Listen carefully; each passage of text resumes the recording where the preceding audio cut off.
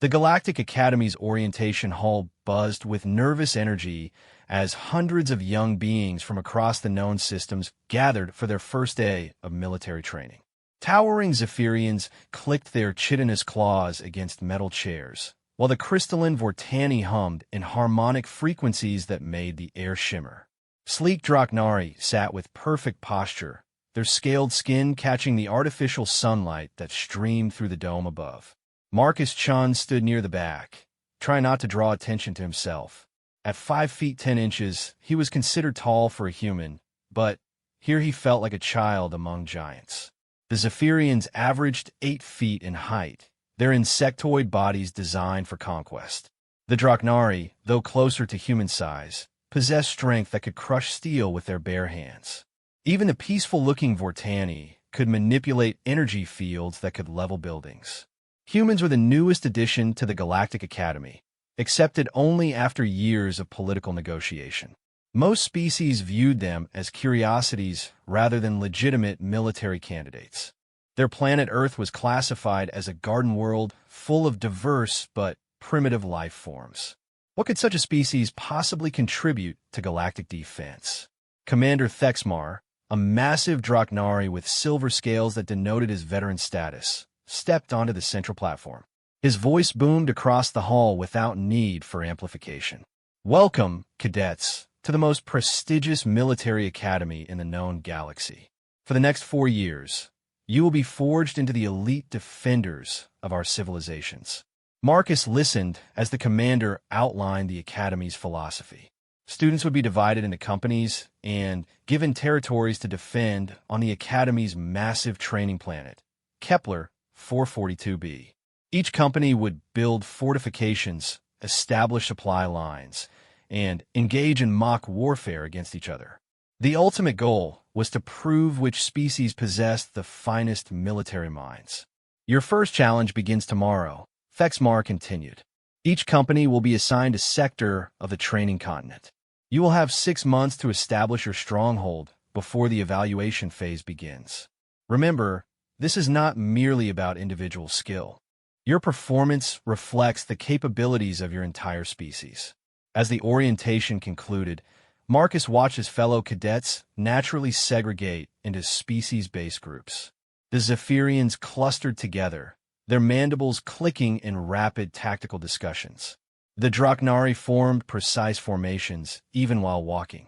The Vortani created a gentle light show as they communicated through chromatic patterns. The human delegation was pitifully small compared to the others.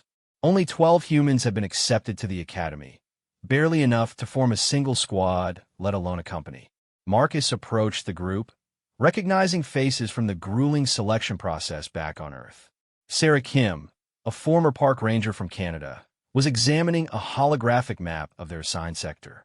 "We got handed the forest region," she announced to the gathering humans. "Dense woodland, multiple river systems, and, according to this data, significant indigenous wildlife populations." "Great," muttered James Rodriguez, who had trained with the Earth Defense Force. "While the bugs build their hives and the lizards construct their fortresses, we get to play with squirrels and deer." Dr. Emily Watson, the oldest member of their group at 35 and a xenobiologist by training, frowned at the dismissive comment. Actually, this could be an advantage. Indigenous species often provide crucial intelligence about local geography, climate patterns, and resource availability. Marcus found himself nodding. Growing up on his grandmother's farm in rural Montana, he had learned to read the behavior of animals as indicators of weather changes, predator movements, and seasonal shifts. She's right. Animals are like living sensor networks. They know things about the environment that scanners might miss. The next morning, transport shuttles carried each company to their assigned sectors. The human company found themselves deposited in a clearing surrounded by towering trees that stretched up like organic skyscrapers.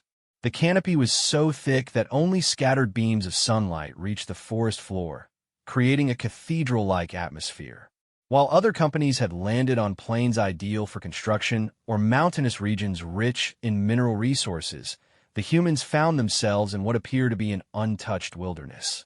Their standard-issue construction equipment seemed woefully inadequate for clearing enough space for a traditional military installation. "Command expects us to build fortifications here?" asked Lisa Park, a combat engineer from South Korea. "The trees are too thick for our plasma cutters, and the root systems would destabilize any foundation we try to lay." Sarah was already moving toward the tree line, her ranger training taking over. "Then, maybe we don't fight the forest. Maybe we work with it." She knelt beside a massive tree trunk, running her hands over the bark. "These root systems aren't a problem to overcome. They're a network we can tap into." As if summoned by her words, a small creature emerged from the undergrowth. It resembled a cross between a squirrel and a monkey with large, intelligent eyes and dexterous paws.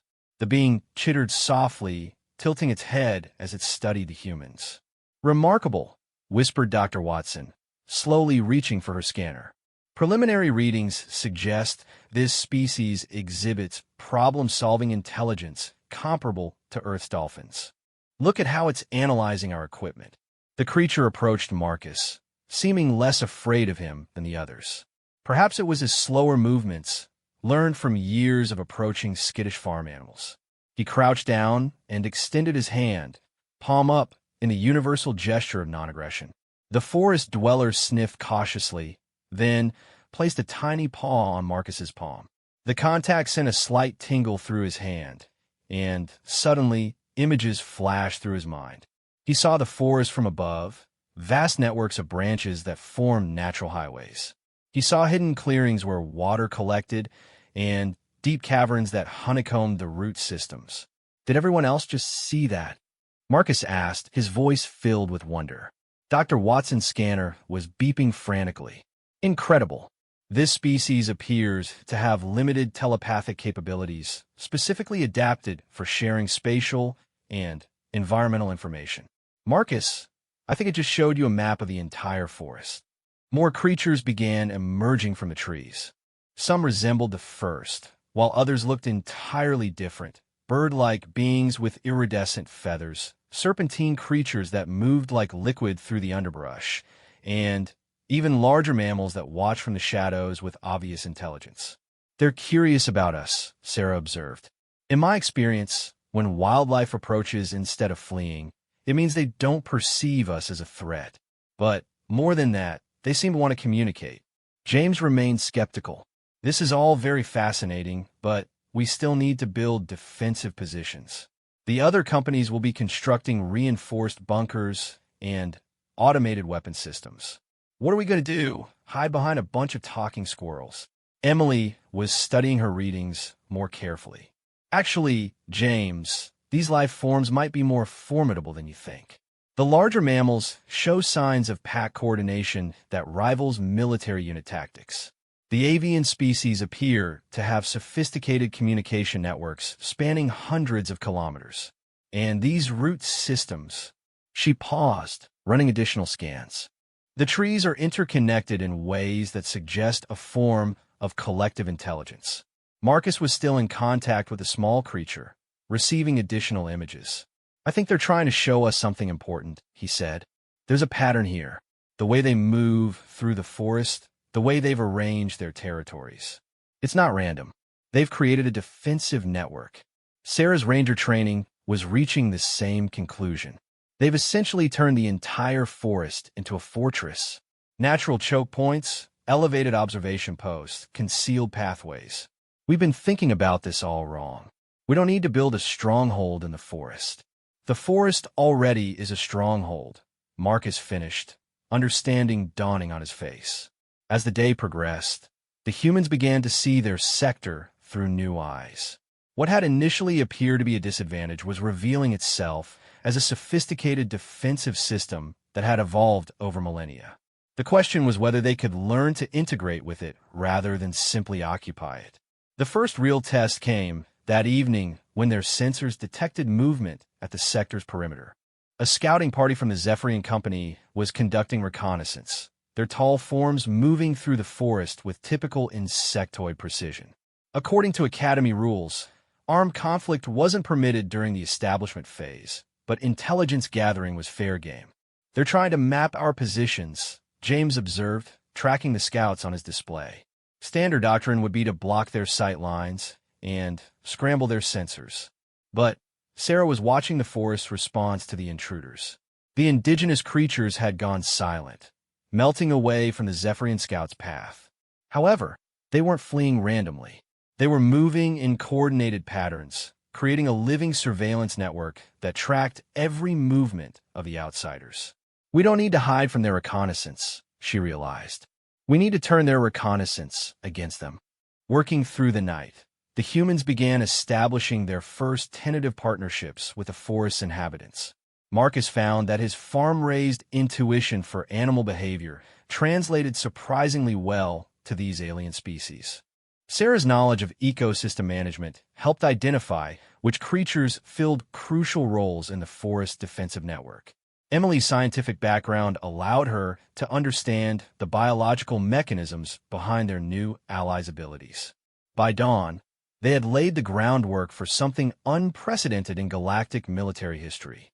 Instead of building walls to keep enemies out, they were learning to become part of a living fortress that could think, adapt, and fight back with the cunning of evolution itself.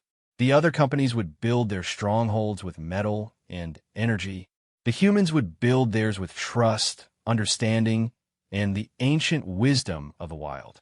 3 weeks into the establishment phase, the differences between the human approach and their fellow cadets had become starkly apparent. Satellite imagery showed the Zephyrian sector dominated by geometric hive-like structures that rose from cleared ground like metallic tumors. The Draknari had carved terraced fortifications into mountainsides, their engineering creating an imposing display of angular precision. The Vortani had constructed crystalline spires that hummed with energy, forming a network of interconnected defensive nodes across their plains. The human sector appeared unchanged from orbit, still a dense canopy of green with no visible modifications. This apparent lack of progress had become a source of mockery among the other companies. The mammals are playing house with woodland creatures. Commander Thexmar overheard a Zephyrian cadet joke during a cross-company briefing. Perhaps they've forgotten this is a military academy, not a nature preserve. But beneath the forest canopy, a revolution was taking place. Marcus had discovered that the small telepathic creatures, which Emily had designated as linklings, could share more than just spatial information. Over days of patient contact, he had learned to interpret emotional states, danger signals, and even basic tactical concepts through their mental connections. The network extends further than we initially realized, Emily reported during their evening briefing. She had set up her equipment in a natural clearing that the forest inhabitants seemed to accept as neutral ground. The linklings aren't the only telepathic species here. They're more like translators, converting complex thoughts into formats that other species can understand. Sarah had made her own discoveries while mapping the forest's natural pathways. The avian species, which I'm calling swiftwings, operate a communication system that spans the entire continent. They've been monitoring the other companies' activities and reporting back through what I can only describe as biological internet. The swiftwings were remarkable creatures, resembling Earth's hummingbirds, but scaled up to the size of ravens, with metallic feathers that could change color to convey different types of information. They had initially been wary of the humans, but Sarah's patient observation of their behavior patterns had eventually earned their trust. Marcus was working with a pod of the larger mammals, which the team had nicknamed Guardians. Standing nearly 7 feet tall at the shoulder, these beings moved through the forest with surprising grace despite their bulk. Their intelligence was unmistakable, demonstrated through complex problem-solving behaviors and sophisticated tool use. "Watch this," Marcus said, approaching the Alpha Guardian, a massive specimen with silver streak fur that Emily estimated to be quite elderly. The creature regarded Marcus with eyes that held disturbingly human-like intelligence. Through a combination of gestures, vocalizations, and telepathic assistance from the linklings, Marcus was able to communicate a tactical concept. The Guardian considered for a moment, then made a series of low rumbles that brought several pack members forward. What followed was a demonstration that left the human team speechless. The Guardians arranged themselves in a classic military formation, with scouts taking point, heavy fighters holding the center, and support members protecting the flanks. They moved through the forest in perfect coordination, using hand signals that were remarkably similar to those employed by human special forces. "They've been watching us," James realized, his skepticism finally cracking. "They're not just intelligent animals. They're students learning our tactics and adapting them to their own capabilities." Dr. Watson was documenting everything frantically. "This challenges everything we know about non-technological intelligence. These creatures have developed military strategies that rival our own, but they've done it through biological evolution rather than academic study." The breakthrough came during the fourth week when a crisis forced all parties to abandon their careful diplomatic approach. A massive storm system, designated as a Category 5 atmospheric disturbance by Academy meteorologists, was bearing down on the training continent. All companies were advised to secure their positions and ride out the weather event. The Zephyrians sealed their hives with energy barriers. The Draknari retreated into reinforced bunkers carved deep into stone. The Vortani created protective domes of crystallized energy around their spires. The humans found themselves with no artificial shelter capable of withstanding winds that would exceed 200 kilometers per hour. Standard protocol would be to request emergency evacuation, James pointed out as they watched the approaching wall of clouds through the forest canopy. "Our equipment isn't rated for this kind of weather event." But Sarah was observing the forest's response to the approaching storm, and what she saw filled her with hope rather than fear. "Look around," she said. "The animals aren't panicking. They're not trying to flee. They're implementing a coordinated response."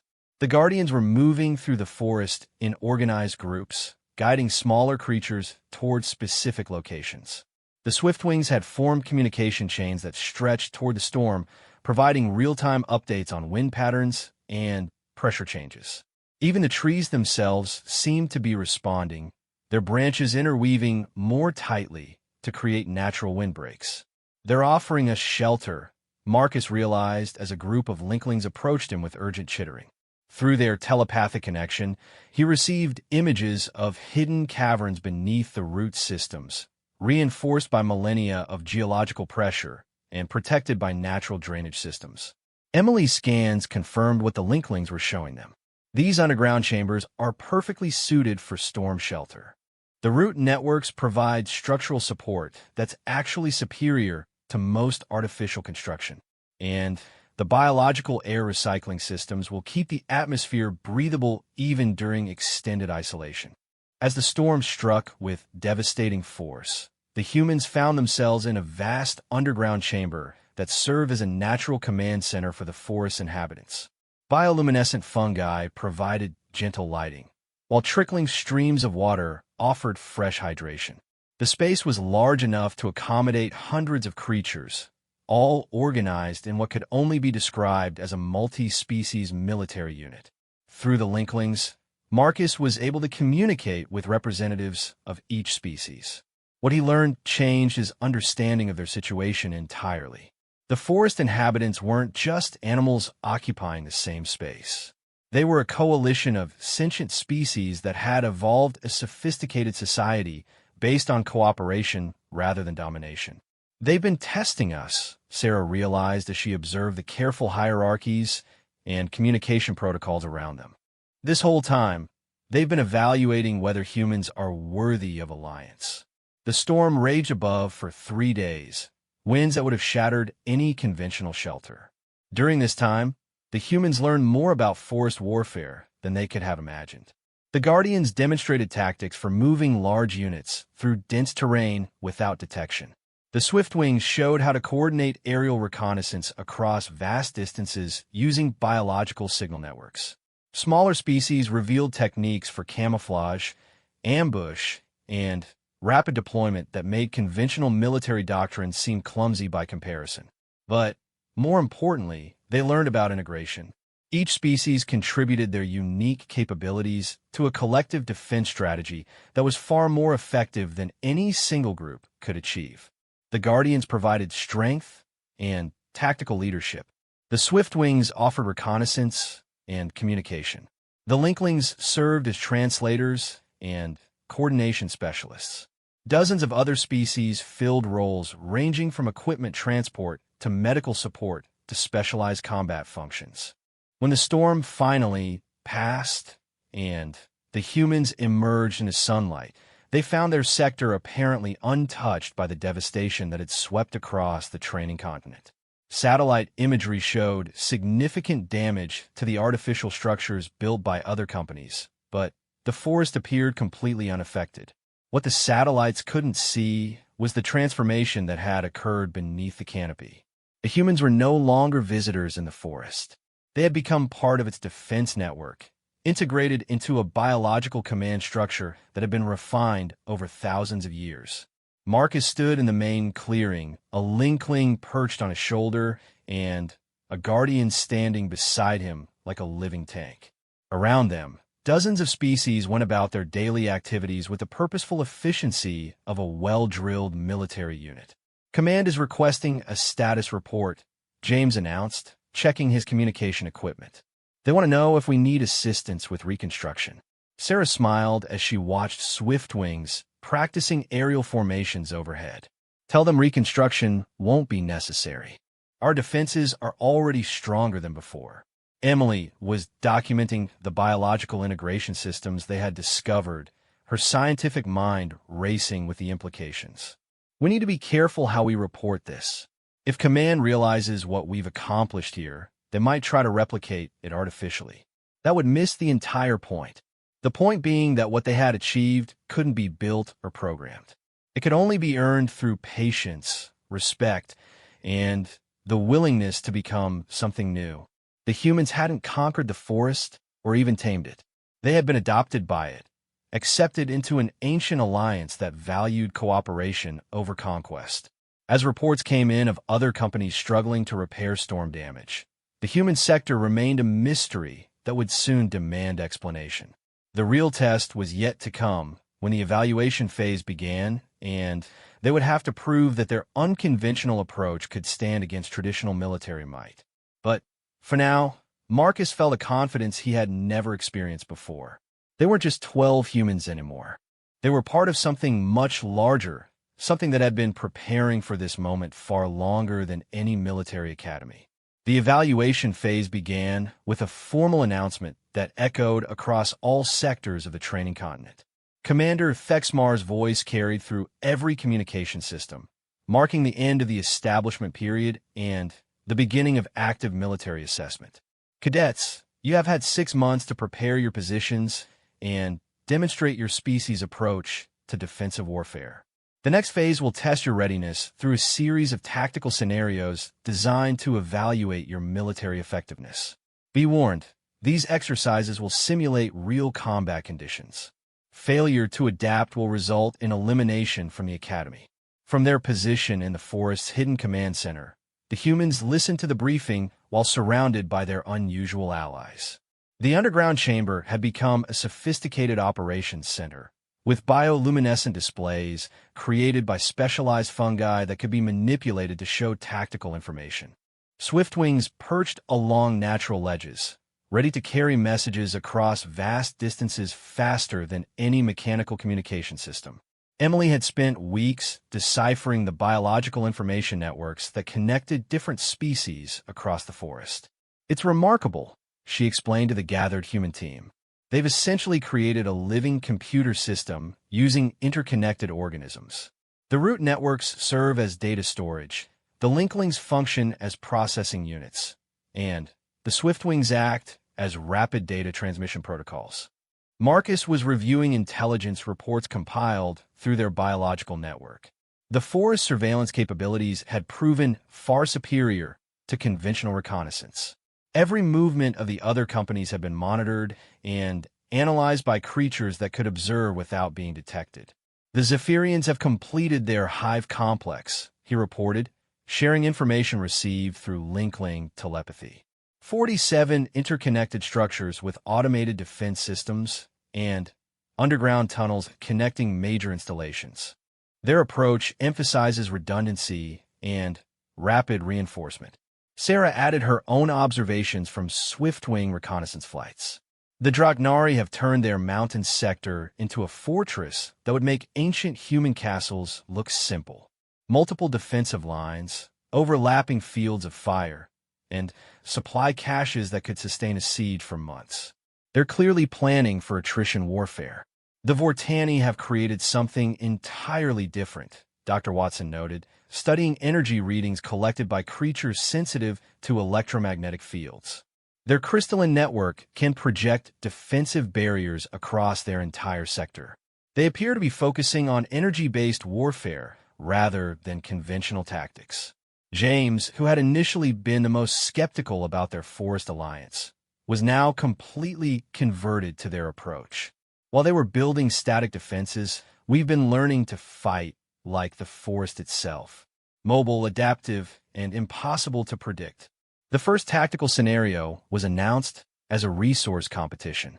Each company would need to locate and secure energy crystals that had been placed randomly across a neutral zone between their sectors.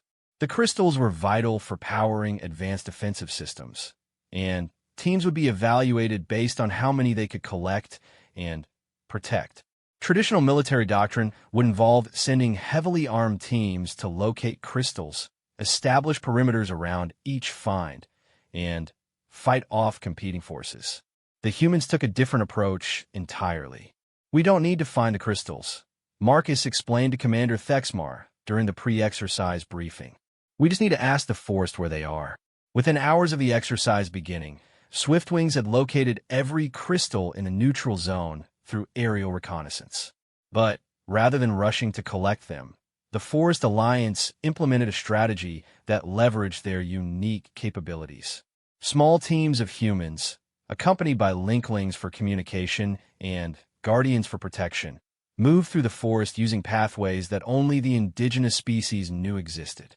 They bypassed the obvious routes where other companies expected to encounter competition, instead using underground tunnels, hidden tree roads, and camouflage waterways.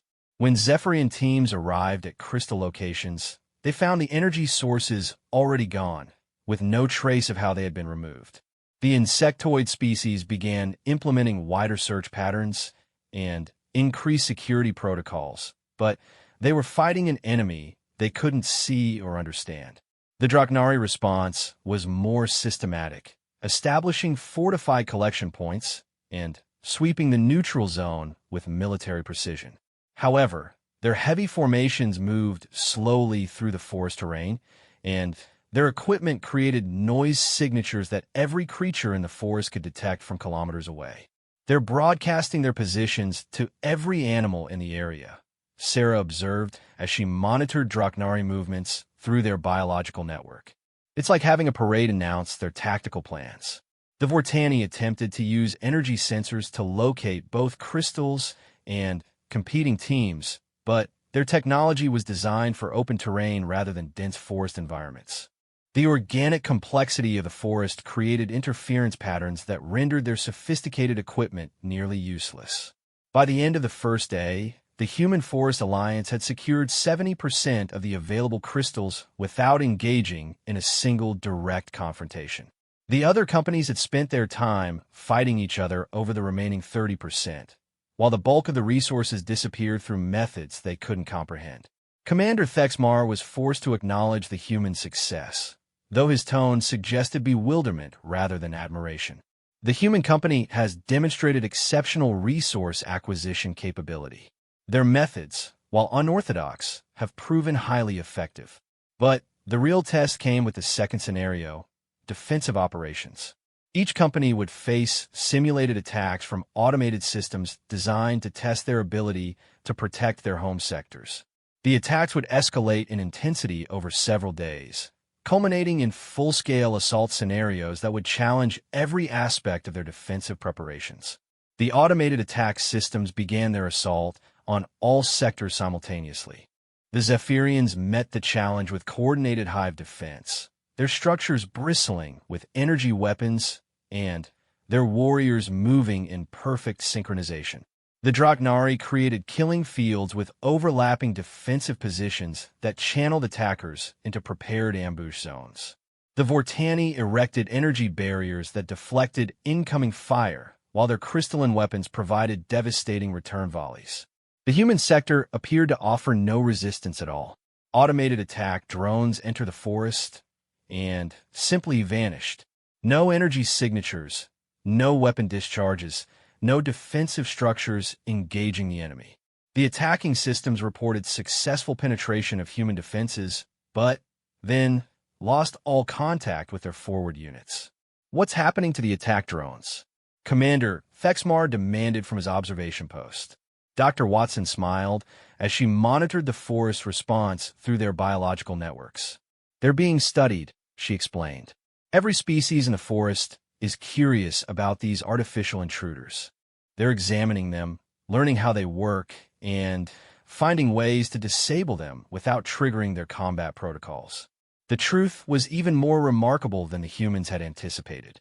The forest inhabitants had never encountered artificial intelligence before, and their response was to treat the attack drones as a new species to be understood rather than enemies to be destroyed.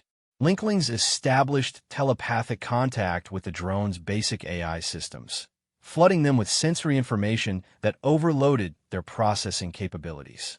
Guardians used their problem-solving intelligence to identify mechanical weaknesses that could be exploited through precise physical manipulation. Even smaller creatures contributed by removing critical components with the same instincts they used to extract food from hard-to-reach places. The result was that attack drones entered the forest as functional military units and emerged as collections of spare parts that the forest inhabitants had carefully disassembled for examination. The automated systems couldn't report being attacked because they hadn't been attacked in any way their programming could recognize. As the defensive scenarios intensified, the other companies found themselves under increasing pressure. The Zephyrians' hive structures began showing stress fractures under sustained assault. The Draknari were forced to fall back to secondary defensive lines as their outer fortifications were overwhelmed. The Vortani's energy barriers flickered and failed under the combined load of defending against multiple attack vectors. But the human sector continued to operate as if the exercises weren't happening at all. Attack forces entered the forest and simply ceased to exist, not through destruction, but through a process that could only be described as peaceful disintegration. This is unprecedented, Commander Thexmar admitted during the mid-exercise briefing. Our attack systems are designed to test conventional defensive strategies. The human approach appears to render conventional attacks irrelevant. Marcus stood before the commander, but he was no longer the nervous farm boy who had arrived at the academy months earlier.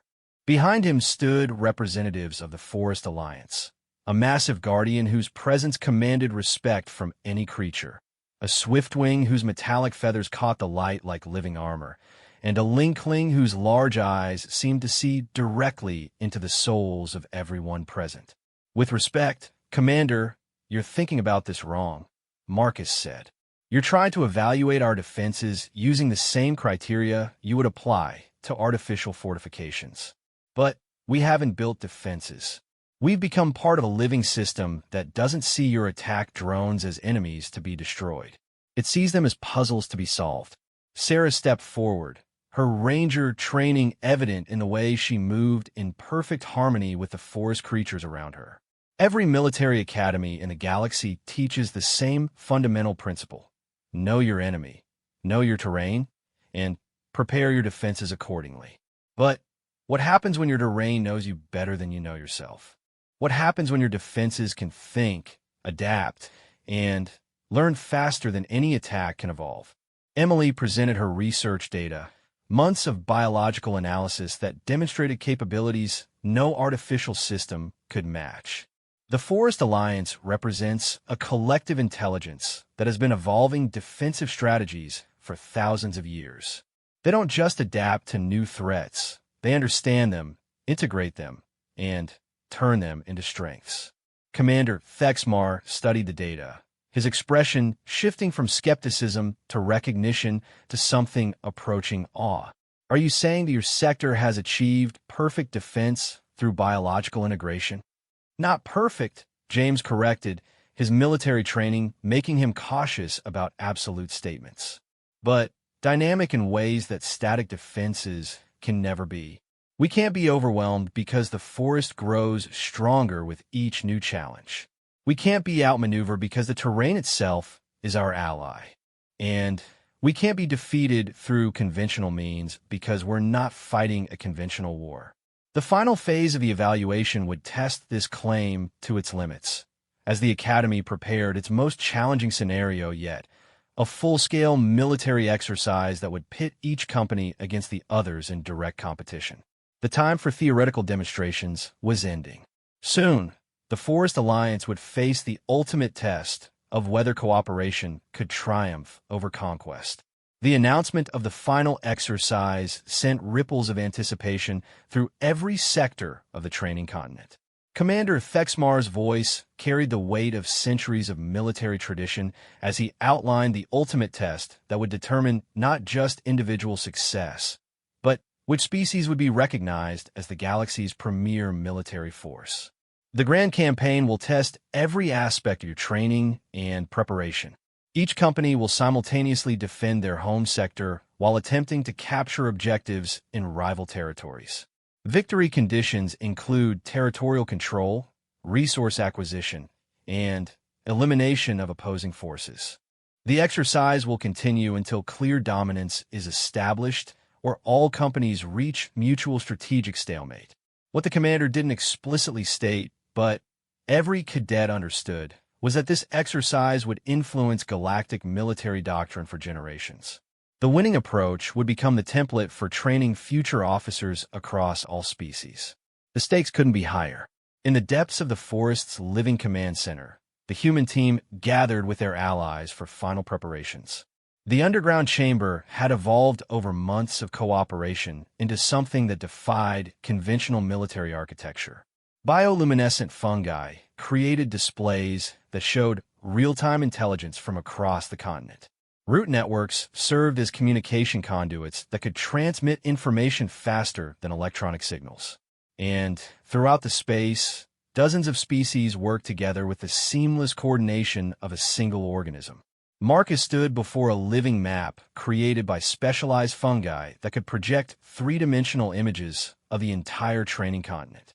Our intelligence network reports that all other companies are preparing for aggressive expansion.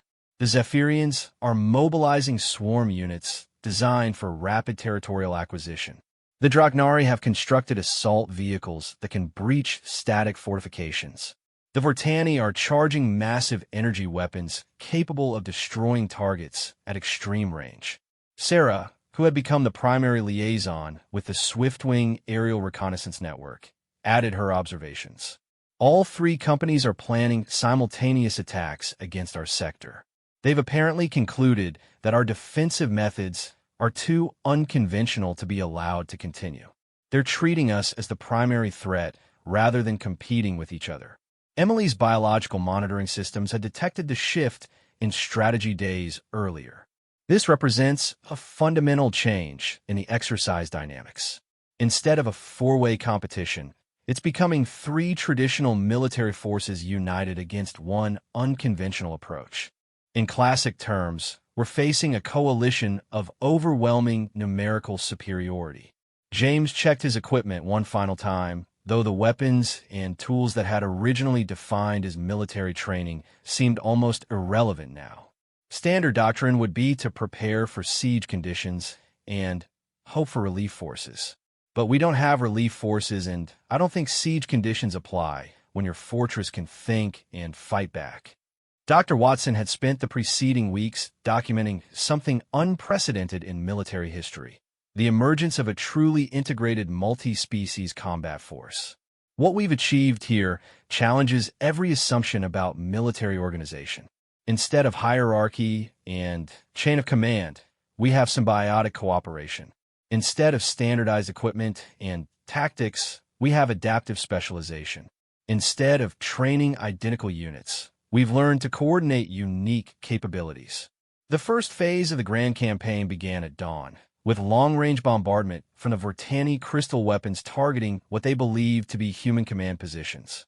Energy blasts that could level buildings struck the forest canopy and simply disappeared, absorbed by specialized plant species that had evolved to process various forms of radiation. The trees themselves began to glow softly as they converted destructive energy into biological fuel. "They're feeding our defenses," Marcus observed with wonder as he watched the forest literally growing stronger under attack. "Every shot they fire is making us more powerful." Simultaneously, Zephyrian swarm units began their advance through the neutral zones toward the forest border. Hundreds of insectoid warriors moved in perfect coordination, their chitinous armor gleaming and their weapons charged for rapid assault. They expected to encounter defensive positions and prepared fortifications. Instead, they found themselves walking into what appeared to be empty woodland. The Swiftwings had reported the approaching force hours earlier, and the Forest Alliance had prepared a welcome that the Zephyrians could never have anticipated. As the swarm units moved deeper into the trees, they began to experience equipment malfunctions that their technicians couldn't explain. Communication systems filled with strange interference patterns that sounded almost like animal calls. Navigation equipment started providing conflicting readings as if the forest itself was shifting around them. "They're lost," Sarah reported, monitoring the situation through the biological network. "The forest is showing them paths that lead in circles while making them believe they're advancing toward their objectives." The Linklings had proven capable of interfacing with electronic systems in ways that went far beyond simple telepathy. They could project false sensor readings, generate phantom signals, and create illusions that seemed completely real to artificial systems. Combined with the natural maze-like qualities of the forest terrain, they had effectively transformed the entire sector into a trap that captured enemies without harming them. The Draknari assault represented a more direct challenge. Their armored vehicles were designed to clear forest terrain through brute force, pushing down trees and grinding through obstacles that would stop conventional forces. They approached the forest border with the methodical precision of experienced siege warriors, expecting to carve a path directly to their objectives. What they encountered instead was resistance unlike anything in their military experience. The trees they attempted to destroy reformed their cell structure to become harder than metal. Root systems that appeared fragile proved capable of stopping heavy vehicles through coordinated underground action. And when their assault vehicles became trapped in terrain that seemed to shift beneath them, they found themselves surrounded by creatures that regarded them with curious intelligence rather than fear or hostility. "The Guardians are treating their assault vehicles like puzzles to be solved," Emily reported, her voice filled with scientific fascination. "They're examining the technology, testing its responses, and finding ways to neutralize it through precise mechanical manipulation." Marcus was receiving tactical updates through the Linkling network, information that flowed through the forest faster than any electronic communication system. The Draknari vehicles are being systematically disabled, but their crews are unharmed. The Forest Alliance doesn't see them as enemies to be destroyed, just intruders to be contained. This approach created a problem that no military doctrine had ever addressed. The attacking forces found themselves neutralized without being attacked in any conventional sense. Their weapons couldn't target enemies that didn't behave like enemies. Their tactics couldn't counter defenses that didn't operate like defenses. And their training provided no guidance for dealing with opponents who seemed more interested in understanding them than fighting them. As the first day of the grand campaign progressed, the situation became increasingly surreal from the perspective of conventional military analysis. The Zephyrian swarm units were wandering lost in a forest that seemed to rearrange itself around them. Their communication networks filled with what sounded like laughter from invisible observers. The Draknari assault force found their vehicles trapped in terrain that had somehow become impassable overnight, surrounded by creatures that watched them with obvious intelligence, but showed no aggressive intent. The Vortani energy bombardment was being absorbed and converted into biological fuel that made the forest visibly healthier and more vibrant. Command to all companies. Commander Thexmar's voice carried confusion and frustration. Report status and tactical assessment. The responses revealed the unprecedented nature of what was occurring. The Zephyrians admitted they had lost contact with most of their assault units and couldn't determine their current positions. The Draknari reported that their vehicles were operationally intact, but somehow unable to move or function. The Vortani stated that their weapons were performing within normal parameters, but their attacks appeared to be having no effect on their targets. Human company, explain your current status, the commander demanded. Marcus stood in the forest clearing that served as their primary communication point, surrounded by allies that defied every category of military classification. Sir, we're operating at full capacity with no casualties or equipment losses. Our defensive network has successfully contained all opposing forces without engaging in direct combat. The silence that followed this report stretched for long minutes before Commander Thexmar responded. Clarify your statement, Cadet Chen. How do you contain military forces without engaging them? Sarah stepped forward, her ranger training having evolved into something that transcended human military doctrine. Sir, the Forest Alliance doesn't fight in the conventional sense. We integrate threats into our defensive network by understanding them rather than destroying them. The opposing forces aren't defeated. They're being studied, contained, and gradually educated about alternative approaches to conflict resolution. Emily presented data that challenged every assumption about military effectiveness. Commander, what we've achieved represents a paradigm shift in defensive strategy. Instead of meeting force with force, we've created conditions where aggressive action becomes counterproductive. The more intensely our opponents attack, the stronger our defenses become, and the more thoroughly they become entangled in systems they can't understand or counter. James, his military background giving him unique insight into the situation, provided the tactical analysis that would reshape galactic military thinking. Sir, conventional warfare assumes that both sides share similar approaches to conflict. But what happens when one side operates from completely different principles? Our opponents are trying to fight a war while we're demonstrating that their war is unnecessary. As night fell on the first day of the Grand Campaign, the three traditional military companies found themselves in an impossible situation. They had committed their forces to an assault that hadn't been repelled so much as absorbed. Their enemies hadn't been defeated. They had been welcomed into a system that rendered their aggression meaningless. The forest glowed softly in the darkness, powered by energy that had been intended for destruction, but transformed into the fuel of life. And within its depths, a coalition of species demonstrated that the greatest military victory might not be defeating your enemies, but showing them why they never needed to be enemies at all. The second day of the Grand Campaign dawned with an emergency council session that brought together the highest levels of Academy command.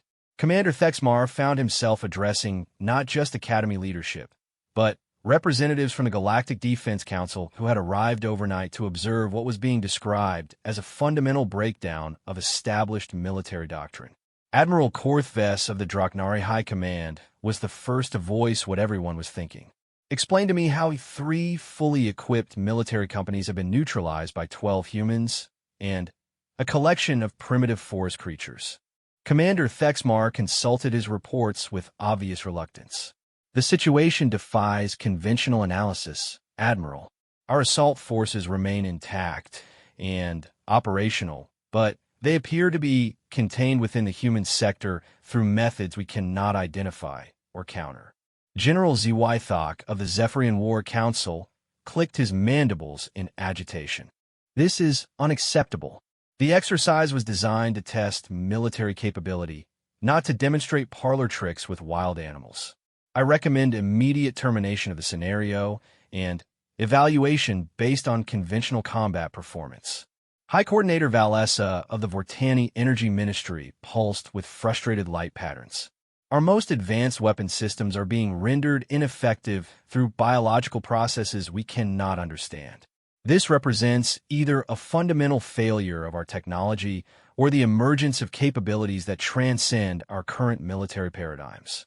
What the Academy leadership couldn't see from their orbital command station was the transformation taking place within the forest itself. The three opposing military forces, trapped within a system they couldn't comprehend, were being exposed to something that challenged every assumption they held about conflict and cooperation. Zephyrian swarm units, designed for rapid conquest and territorial expansion, found themselves guided through the forest by linklings who seemed genuinely curious about insectoid social structures. The telepathic creatures were fascinated by the Zephyrians' hive mind coordination and began experimenting with ways to expand their communication networks to include artificial pheromone systems. "They're trying to teach us," reported squad leader Vextar to his remaining functional communication equipment. "These creatures appear to be sharing knowledge about collective intelligence and resource distribution. They're showing us methods of cooperation that make our hive structures seem primitive by comparison." Draknari assault teams, trained for siege warfare and territorial dominance, were being examined by guardians who recognized kindred spirits in terms of strategic thinking and protective instincts. The massive forest mammals demonstrated tactics for defending territory that didn't require destroying everything within it. They showed how strength could be used to shelter and protect rather than simply to conquer. "These beasts fight like generals," reported Captain Morthak as he watched a guardian pack coordinate the defense of a vulnerable linkling colony from aerial predators. "But they fight for preservation rather than expansion. They're showing us that true strength comes from building alliances rather than defeating enemies." The Vortani energy specialists found themselves studying phenomena that their most advanced sensors couldn't fully analyze. The forest's ability to absorb, convert, and redistribute energy challenged their understanding of thermodynamics and conservation laws. Plants that could process destructive energy and transform it into biological fuel. Root networks that could conduct information faster than crystalline matrices. Living systems that achieved energy efficiency levels no artificial technology could match. "This exceeds our theoretical frameworks," reported research director Nullivon. "These biological systems demonstrate energy manipulation capabilities that suggest our current technology represents only a primitive stage of development." Within the Forest Command Center, the humans watched these exchanges with growing understanding of what they had become part of. This wasn't just a military exercise anymore. It was first contact with an entirely different approach to civilization itself. "They're all learning," Emily observed, monitoring the biological networks that carried information about the encounters with their guests. "Each species is discovering possibilities they never imagined. The Zephyrians are exploring collective intelligence beyond their hive structures. The Draknari are seeing strength as protection rather than domination. The Vortani are witnessing energy manipulation that transcends their current technology." Marcus was receiving reports through the Linkling network that painted a picture of gradual transformation. The Forest Alliance isn't trying to defeat them or convert them. It's showing them alternatives they never knew existed. It's offering them the chance to become something more than what they were. Sarah's connection with the Swiftwing aerial network provided a broader perspective on the continental situation. The other sectors are experiencing equipment failures and supply disruptions. Their artificial systems aren't designed to function in environments where the terrain itself is actively participating in the conflict. James, monitoring the tactical situation from his military perspective, recognized the strategic implications. "We've essentially demonstrated that conventional military force becomes irrelevant when faced with integrated biological systems. They can't fight an enemy that doesn't engage in combat, and they can't conquer territory that welcomes them as guests rather than resisting them as invaders." The crisis deepened on the third day when it became clear that the trapped forces were not only unharmed, but were actively requesting extended contact with the Forest Alliance. Formal military protocol required immediate extraction and debriefing, but The field commanders were reporting that their troops were voluntarily remaining in place to continue what they described as educational exchanges. This has moved beyond military exercise into unknown territory, Admiral Korthves admitted during the emergency session. Our forces are reporting experiences that don't fit any category in our training manuals. They're claiming to have learned more about strategy and tactics in 3 days than they acquired in years of formal education.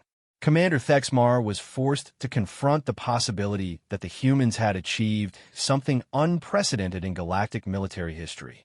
Perhaps we need to reconsider our evaluation criteria. The human approach appears to have neutralized superior forces not through defeating them, but through making conflict itself unnecessary. The resolution came not through military action, but through diplomatic revolution. Representatives from each trapped force requested formal meetings with the Forest Alliance leadership. What they proposed challenged every principle of galactic relations. Squad leader Vextar spoke for the Zephyrian forces. We request permission to establish a permanent liaison with the Forest Alliance. Our hive structures could be enhanced through integration with biological communication networks that we never imagined possible. Captain Morthak represented the Draknari perspective. We wish to learn defensive strategies that protect through strength rather than destroying through force. Our people have always been warriors, but these creatures have shown us what it means to be guardians. Research Director Nullivon presented the Vortani position. We request access to biological energy systems for joint research and development. Our technological advancement has reached limitations that biological integration could transcend. Marcus found himself serving as translator and mediator, the Linklings helping him communicate complex concepts across species barriers that had existed for millennia. What they're asking for isn't conquest or acquisition. They want partnership. They want to learn from each other and grow together. The final evaluation session took place in the forest clearing, with Academy leadership forced to acknowledge that traditional military exercises have been replaced by something entirely new.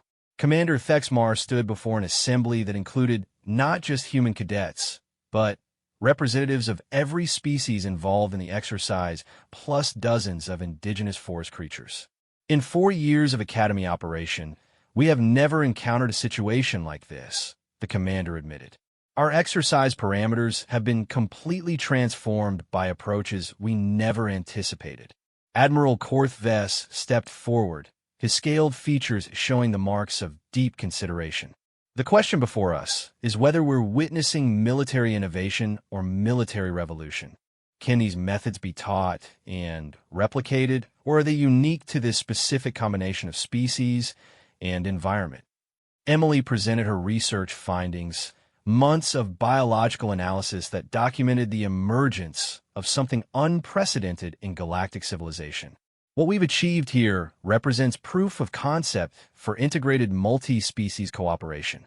The Forest Alliance demonstrates that different forms of intelligence can combine their unique capabilities to create collective abilities that exceed the sum of their parts. Sarah addressed the strategic implications from a ranger perspective. This approach doesn't just change military tactics. It changes the entire concept of what military force is meant to accomplish. Instead of defeating enemies, we've learned to transform conflicts into opportunities for mutual growth. James provided the military analysis that would reshape galactic defense doctrine. Traditional military theory assumes that conflicts are zero-sum competitions where one side's victory requires another side's defeat. But what we've demonstrated is the possibility of positive-sum outcomes where all participants become stronger through cooperation rather than weaker through competition. The final decision came from an unexpected source. High Coordinator Valessa of the Vortani Energy Ministry pulsed with patterns that indicated profound recognition. This represents evolutionary advancement beyond current galactic civilization. The question is not whether humans should graduate from the Academy.